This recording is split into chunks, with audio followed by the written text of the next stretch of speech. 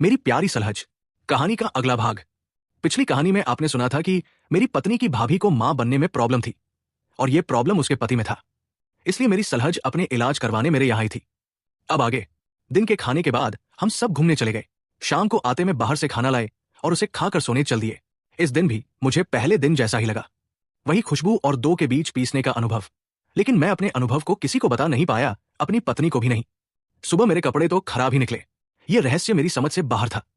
मेरे पास इसको सुलझाने का समय भी नहीं था। मैं उठा और अपने काम में लग गया। उसके बाद ऑफिस के लिए निकल गया। सारा दिन ऑफिस में व्यस्त रहने के कारण दिन में किसी से बात नहीं हुई। तीसरी रात शाम को जब घर आया तो पत्नी बोली कि आज का क्या करना है, तुम बताओ। मैं तो कहीं नहीं जा सकता, रात खराब नहीं कर सकता, सुबह ऑफिस जाना है। सुबह जैसे हम करते हैं उस समय ही कर सकते हैं। तुम बताओ क्या कहती हो। सरिता बोली कि हाँ, यही सही रहेगा। मैं उनको सुबह जल्दी उठा दूंगी, वो चुपचाप आ जाएगी और मैं छोटी के पास लेट जाऊंगी। मैंने कहा कि तुम ऐसी गलती मत करना, इससे सब गड़बड़ हो जाएगी। भाभी के छोटी के पास ना होने से ज्यादा परेशानी नहीं होगी, लेकिन अगर तुम उनकी जगह सोती मिली तो बात गलत हो जाएगी। मेरी बात सरिता की समझ में आ गई। रात को अब दोनों ननद भाभी के बीच बात हुई, मुझे पता नहीं चला। मैं सोने चला गया। रात को कुछ नहीं हुआ। सुबह 5 बजे के करीब मुझे लगा कि कोई और मेरी बगल में आकर लेटा है। फिर वही खुशबू आने लगी। आज मैं कुछ जागृत या जगा हुआ था। मुझे समझ आ गया कि ज्योति आ गई है। मैंने पूछा कि आज तो ज्यादा ताकत नहीं लगाई, तो जवाब मिला कि आपको अपनी ताकत का अंदाजा नहीं है, लेकिन मैं खुश हूं, आप मेरी चिंता मत करो। मैं चुप रहा तो वो बोली कि लगता है कल की बात से अब तक नाराज है। इस बात का कितनी बार जवाब देना होगा? जितनी बार पूछा जाए। नाइंसाफी है। जैसा आप समझे, आपसे इस बात का बदला लूंगा। आपका स्वागत है। अच्छा, आपको मैं बहुत अच्छी तरह से समझती हूं, आप ऐसा कुछ नहीं कर सकते। अच्छा, मेरे बारे में इतनी जानकारी कैसे है? बस कुछ और भी पता चले जो मुझे अपने बारे में ना पता हो। कभी समय मिलेगा तब सब बताऊंगी। वो तो कभी मिलेगा नहीं। अगर सब कुछ सही रहा तो आप साल भर के लिए तो बिजी हो जाओगी, मुझसे कहां मिल पाएगी। कभी तो समय मिलेगा ही, जब मैं आपके साथ बैठकर भविष्य की रूपरेखा बनाऊंगी। मेरे साथ क्यों? आप अब मेरे साथ जुड़ गए हैं। मेरा भाग्य भी आपका भाग्य हो गया है। बड़े खतरनाक विचार है। आपकी सहेली को पता है ये सब, उससे कुछ छुपा नहीं है, लेकिन मुझे कुछ पता नहीं है, ये गलत बात है। आपके लिए ही तो सब कुछ हो रहा है। दिन हो गया है, मैं तो उठ गया हूं। आप अगर सोना चाहे तो सो जाए। नहीं, अब सोना नहीं है, मैं चाय बनाकर लाती हूं। आप कमरे से निकल मत जाना। अब इस बात को इतना मत खींचो। अच्छा हाँ। ज्योति चाय बनाने चली गई। मैं भी उठकर कपड़े पहनकर तैयार हो गया। कुछ देर बाद ज्योति चाय बनाकर ले आई। मैंने ज्योति से पूछा कि सरिता कहाँ है? जो जवाब मिला कि छोटी के साथ सो रही है। ये मैं नहीं चाहता था, लेकिन कुछ कर नहीं सकता था। हम दोनों चाय पीने लगे तो ज्योति बोली, आप मुझसे बात क्यों नहीं करते? बात कर तो रहा हूं। ये कोई बात करना है? और क्या बात करूं? कुछ भी। मुझे तुम्हारे साथ बात करने के लिए कोई विषय ही नहीं मिलता। मुझे आज पहली बार पता चला है कि बात करने के लिए विषय की आवश्यकता होती है खास तौर पर जो अजनबियों के बीच। मैं और अजनबी? इतने सब के बाद भी तुम मेरे लिए अजनबी हो। मैं तुम्हें समझ नहीं पाया हूं, क्या करूं? और क्या समझना है पता नहीं, लेकिन तुम अभी भी मेरे लिए अबुझ पहेली हो। मुझे बुझो मत, अबुझ ही रहने दो। अच्छा, जैसा तुम चाहो, लेकिन मुझसे लड़ना तो बंद कर दो। ये तो हो नहीं सकता। तुमसे फिर मिलना बहुत मुश्किल होगा, लेकिन तुम सारा समय शिकायत करने में ही बीता देती हो। क्या बात है, अब दिल की बात जबान पर आई है। हाँ, आ तो गई है। सुनकर अच्छा लगा। और क्या सुनकर अच्छा लगेगा? अपनी प्रशंसा। तुम मुझे घर से निकलवा कर छोड़ोगी? क्यों? तुम्हारी दोस्त और मेरी बीवी मुझे घर से बाहर कर देगी? ऐसा ना करो। आप जैसे बाहर से दिखते हो वैसे हो नहीं। पता नहीं मैं क्या हूं, लेकिन जैसा हूं तुम्हारे सामने हूं। मैं सरिता को उठाने जा रही हूं। हाँ, उसे उठा दो और कहो कि छोटी के साथ ना सोया करे, गलत संदेश जाता है। ज्योति सरिता को उठाने चली गई और मैं अपने कामों में लग गया। ऑफिस जाकर सरिता को फोन किया तो वो बोली कि हम दोपहर के बाद घूमने जाएंगे। हो सकता है कि शाम को घर पर लेट आए। मैंने पूछा कि मैं क्या करूं तो वो बोली कि या तो तुम जल्दी आ जाओ और या फिर लेट आयो। मैंने कहा कि मैं लेट ही आता हूं, आज अपने मित्रों से मिल लेता हूं। रात को जब घर पहुंचा तो ये सब घूमकर वापस आ चुके थे। रात जैसी बीतनी थी बीत गई। सुबह भी कुछ नहीं हुआ। चौथी रात मैं अपने ऑफिस चला गया। दोपहर में सरिता का फोन आया कि तुम शाम को 1 घंटे जल्दी आ जाना। मैं उसका इशारा समझ गया। मैं जब घर पहुंचा तो सरिता और उसकी बहन घर पर नहीं थे। ज्योति ने बताया कि वह दोनों बाजार गई है। मैं थकी होने के कारण नहीं गई हूं। मुझे असली कारण पता था। मैं कपड़े बदलने जाने लगा तो वो बोली कि कुछ पहनना नहीं। मैंने उसे आश्चर्य से देखा तो वो बोली कि इतनी बात तो मान सकते हो। मैंने कहा कि तुम्हारी तो सब बात मान रहा हूं, कुछ और है तो बताओ। वो बोली कि आज मैं आपको संपूर्ण रूप से देखना चाहती हूं कि मेरे बच्चों का पिता असल में कैसा दिखता है। मैंने पूछा कि ये क्या है तो वो बोली कि बस जो बात मन में थी वो बता दी है। मैंने उसे कमरे में अपने साथ ले गया। वो बेड पर बैठ गई। उसके बाद कहा कि मैं नहाने जा रहा हूं, तो वो बोली कि आप बाद में नहा लेना। मैंने उसकी बात मान ली। वो बोली कि तुम कभी कभी बिल्कुल बेवकूफ लगते हो। मैंने कहा कि तुम्हारे सामने तो मेरी बुद्धि चलती ही नहीं है। आज की शाम जोरदार होने वाली थी, ऐसा अनुमान मुझे होने लगा था। मैंने कहा कि ध्यान से वहां निशान मत बना देना, तो वो बोली कि निशान तो बनेंगे ही। मैं उसकी इस बात से आचंभित था कि उसे अपनी ननद यानी मेरी पत्नी से कोई डर नहीं था। पता नहीं इसका क्या कारण था। शायद उन दोनों के बीच घनिष्ठ मित्रता के कारण ऐसा था। हम दोनों कुछ क्षण अपने को संभालते रहे। जब हालत सही हो गई तो मैंने ज्योति से पूछा कि आज का अनुभव कैसा रहा, तो जवाब मिला कि लाजवाब। मुझे नहीं पता कि आपके कितने रूप अभी सामने आने बाकी हैं। साथ रहो, धीरे धीरे सामने आ जाएंगे। आप साथ कहाँ रहने दे रहे हैं? मैंने कब मना किया है? कहा भी कब है? समझ नहीं आता कैसे क्या कहूं। जैसे कुछ पता ही नहीं है। क्या नहीं पता कि आपसे मिलने के लिए कितने जतन करने पड़ रहे हैं? क्यों, जब ननद राजी है तब क्या परेशानी है? आपकी रजामंदी तो पता ही नहीं चलती। मैं तो रजामंद हूं, इसमें क्या शक है? तुम ही पुछला साथ में लाई हो तो मैं क्या करूं? बिना उसके तो आ ही नहीं सकती, आपको सब पता है। कोई मुझे बता तो सकता है, जैसे आप सरिता ने कहा मैंने किया। मुझ तक बात पहुंचाओ तो सही। आप नहीं पूछ सकते, मैं पूछता अच्छा लगता हूं। अब अच्छा बुरा कहां से आ गया? बात तो काम के होने की हो रही है। आज भी दीदी ने सोचा कि ऐसा करते हैं, तो दिन में समय मिला नहीं तो आपकी माने तो सारे दिन बर्बाद हो जाते। कहो तो छुट्टी ले लूं, सारे दिन तुम्हारे पल्लू से बंधा रहूंगा। क्या बात है पल्लू से बंधा रहूंगा? बात करने का तो समय नहीं है आपके पास। क्या बात करूं आपसे? ये कि कैसे आपको प्यार करूं, ये तो मुझसे होगा नहीं। कुछ दिन रहे तभी तो आपसे निकटता होगी, बातें भी होगी। आप अपने चारों तरफ घेरा बनाकर क्यों रहते हैं? कोई घेरा नहीं है। आपको ऐसा लग रहा है, कुछ दिन बाद ऐसा लगना बंद हो जाएगा। देखते हैं आप कितना सच कह रहे हैं। आज का अनुभव नया था। कुछ तो नया था, आज से पहले मैंने नहीं किया था। आपको तो पूरी क्लास देनी पड़ेगी। मुझे तो लगता था कि आप हमारी सीनियर हैं। मजाक मत करो। कुछ बातें तुम्हें नहीं बता सकती, लेकिन तुम इशारे से समझ लो। मुझे तो लगता है कि हम तीनों, सरिता, मैं और तुम, एक दिन मस्ती करते हैं। बोलो क्या कहती हो? पता नहीं, लेकिन ऐसा हो कैसे सकता है? हाँ हो नहीं सकता, लेकिन समाधान निकाल सकता है। सरिता से पूछता हूं, तुम्हारी हाँ है। मैंने ना कब कहा है? लगता है कोई शरारत सुध रही है। हाँ, देखते हैं कब पूरी हो सकती है। मैं तो नहाने जा रहा हूं, तुम देख लो। मैं भी नहा लूंगी। हम दोनों नहाकर बैठे ही थे कि सरिता अपनी बहन के साथ आ गई। दोनों बहनों के हाथ सामानों के थैलों से भरे हुए थे।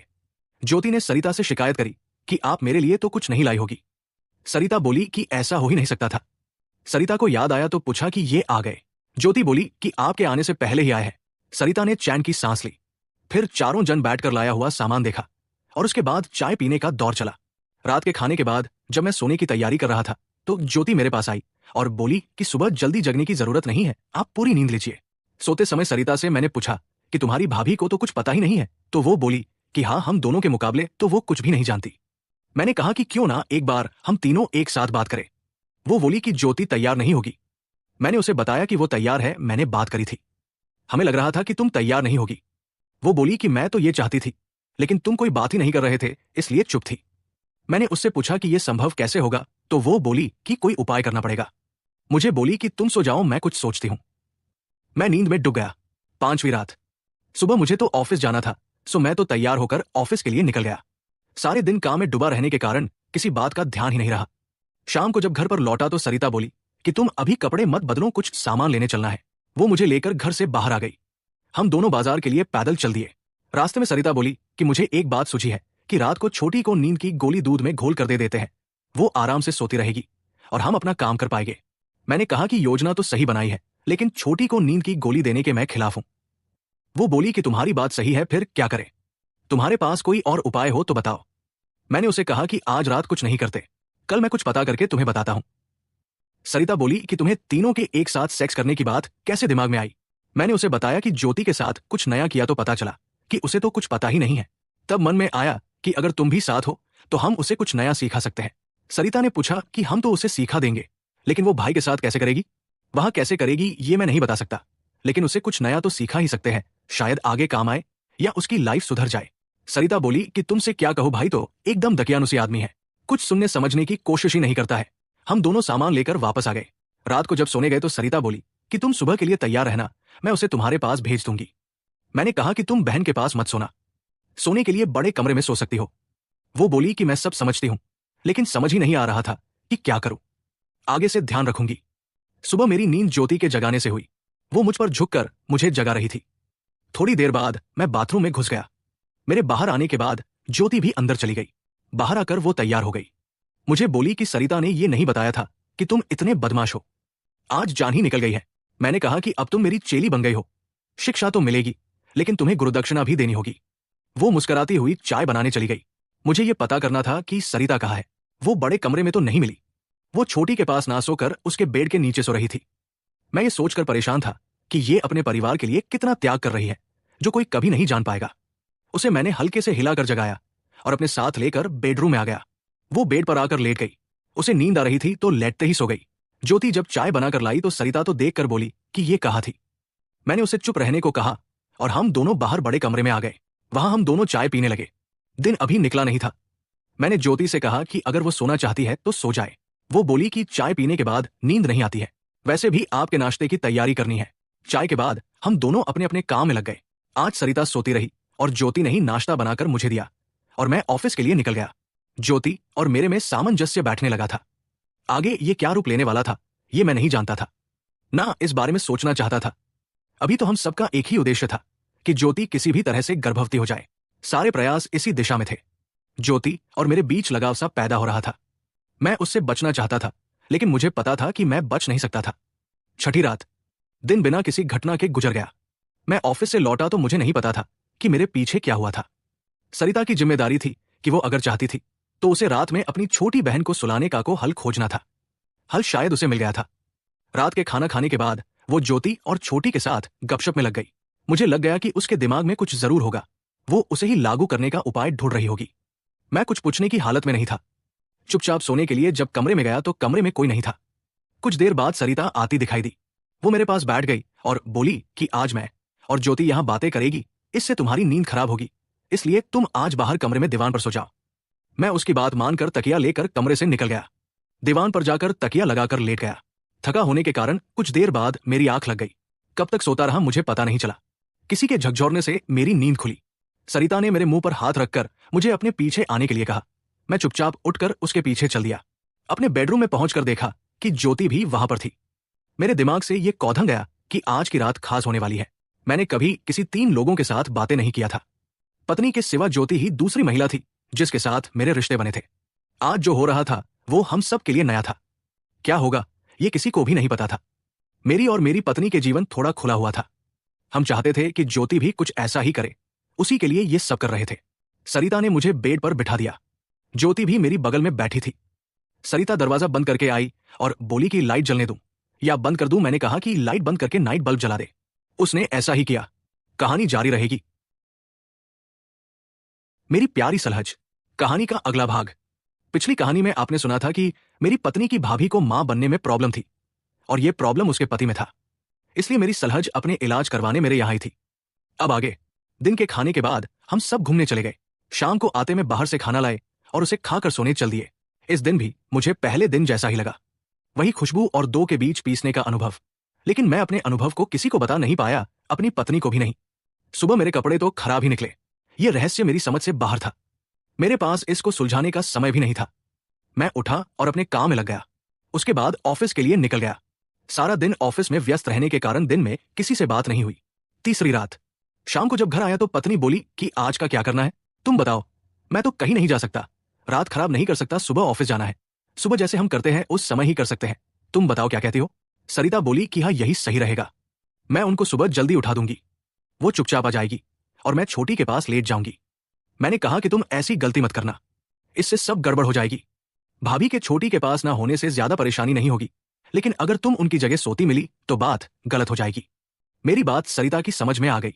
रात को अब दोनों ननद भाभी के बीच बात हुई, मुझे पता नहीं चला। मैं सोने चला गया। रात को कुछ नहीं हुआ। सुबह 5 बजे के करीब मुझे लगा कि कोई और मेरी बगल में आकर लेटा है। फिर वही खुशबू आने लगी। आज मैं कुछ जागृत या जगा हुआ था। मुझे समझ आ गया कि ज्योति आ गई है। मैंने पूछा कि आज तो ज्यादा ताकत नहीं लगाई तो जवाब मिला कि आपको अपनी ताकत का अंदाजा नहीं है, लेकिन मैं खुश हूं, आप मेरी चिंता मत करो। मैं चुप रहा तो वो बोली कि लगता है कल की बात से अब तक नाराज है। इस बात का कितनी बार जवाब देना होगा? जितनी बार पूछा जाए। नाइंसाफी है। जैसा आप समझे, आपसे इस बात का बदला लूंगा। आपका स्वागत है। अच्छा, आपको मैं बहुत अच्छी तरह से समझती हूं। आप ऐसा कुछ नहीं कर सकते। अच्छा, मेरे बारे में इतनी जानकारी कैसे है? बस कुछ और भी पता चले जो मुझे अपने बारे में ना पता हो। कभी समय मिलेगा तब सब बताऊंगी। वो तो कभी मिलेगा नहीं। अगर सब कुछ सही रहा तो आप साल भर के लिए तो बिजी हो जाओगी, मुझसे कहाँ मिल पाएगी। कभी तो समय मिलेगा ही जब मैं आपके साथ बैठकर भविष्य की रूपरेखा बनाऊंगी। मेरे साथ क्यों? आप अब मेरे साथ जुड़ गए हैं, मेरा भाग्य भी आपका भाग्य हो गया है। बड़े खतरनाक विचार है। आपकी सहेली को पता है ये सब, उससे कुछ छुपा नहीं है, लेकिन मुझे कुछ पता नहीं है, ये गलत बात है। आपके लिए ही तो सब कुछ हो रहा है। दिन हो गया है, मैं तो उठ गया हूं। आप अगर सोना चाहे तो सो जाए। नहीं, अब सोना नहीं है, मैं चाय बनाकर लाती हूं। आप कमरे से निकल मत जाना। अब इस बात को इतना मत खींचो। अच्छा हाँ। ज्योति चाय बनाने चली गई। मैं भी उठकर कपड़े पहनकर तैयार हो गया।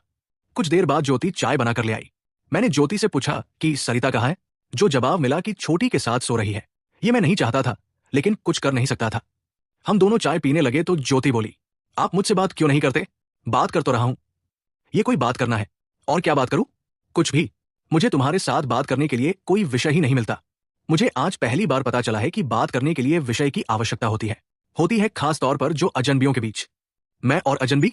इतने सब के बाद भी तुम मेरे लिए अजनबी हो। मैं तुम्हें समझ नहीं पाया हूं, क्या करूं? और क्या समझना है पता नहीं, लेकिन तुम अभी भी मेरे लिए अबुझ पहेली हो। मुझे बुझो मत, अबुझ ही रहने दो। अच्छा, जैसा तुम चाहो, लेकिन मुझसे लड़ना तो बंद कर दो। ये तो हो नहीं सकता। तुमसे फिर मिलना बहुत मुश्किल होगा, लेकिन तुम सारा समय शिकायत करने में ही बीता देती हो। क्या बात है, अब दिल की बात जबान पर आई है। हाँ, आ तो गई है। सुनकर अच्छा लगा। और क्या सुनकर अच्छा लगेगा? अपनी प्रशंसा। तुम मुझे घर से निकलवा कर छोड़ोगी? क्यों? तुम्हारी दोस्त और मेरी बीवी मुझे घर से बाहर कर देगी? ऐसा ना करो। आप जैसे बाहर से दिखते हो वैसे हो नहीं। पता नहीं मैं क्या हूं, लेकिन जैसा हूं तुम्हारे सामने हूं। मैं सरिता को उठाने जा रही हूं। हाँ, उसे उठा दो और कहो कि छोटी के साथ ना सोया करे, गलत संदेश जाता है। ज्योति सरिता को उठाने चली गई और मैं अपने कामों में लग गया। ऑफिस जाकर सरिता को फोन किया तो वो बोली कि हम दोपहर के बाद घूमने जाएंगे। हो सकता है कि शाम को घर पर लेट आए। मैंने पूछा कि मैं क्या करूं तो वो बोली कि या तो तुम जल्दी आ जाओ और या फिर लेट आयो। मैंने कहा कि मैं लेट ही आता हूं, आज अपने मित्रों से मिल लेता हूं। रात को जब घर पहुंचा तो ये सब घूमकर वापस आ चुके थे। रात जैसी बीतनी थी बीत गई। सुबह भी कुछ नहीं हुआ। चौथी रात मैं अपने ऑफिस चला गया। दोपहर में सरिता का फोन आया कि तुम शाम को 1 घंटे जल्दी आ जाना। मैं उसका इशारा समझ गया। मैं जब घर पहुंचा तो सरिता और उसकी बहन घर पर नहीं थे। ज्योति ने बताया कि वह दोनों बाजार गई है। मैं थकी होने के कारण नहीं गई हूं। मुझे असली कारण पता था। मैं कपड़े बदलने जाने लगा तो वो बोली कि कुछ पहनना नहीं। मैंने उसे आश्चर्य से देखा तो वो बोली कि इतनी बात तो मान सकते हो। मैंने कहा कि तुम्हारी तो सब बात मान रहा हूं, कुछ और है तो बताओ। वो बोली कि आज मैं आपको संपूर्ण रूप से देखना चाहती हूं कि मेरे बच्चों का पिता असल में कैसा दिखता है। मैंने पूछा कि ये क्या है तो वो बोली कि बस जो बात मन में थी वो बता दी है। मैंने उसे कमरे में अपने साथ ले गया। वो बेड पर बैठ गई। उसके बाद कहा कि मैं नहाने जा रहा हूं तो वो बोली कि आप बाद में नहा लेना। मैंने उसकी बात मान ली। वो बोली कि तुम कभी कभी बिल्कुल बेवकूफ लगते हो। मैंने कहा कि तुम्हारे सामने तो मेरी बुद्धि चलती ही नहीं है। आज की शाम जोरदार होने वाली थी, ऐसा अनुमान मुझे होने लगा था। मैंने कहा कि ध्यान से वहां निशान मत बना देना तो वो बोली कि निशान तो बनेंगे ही। मैं उसकी इस बात से आचंभित था।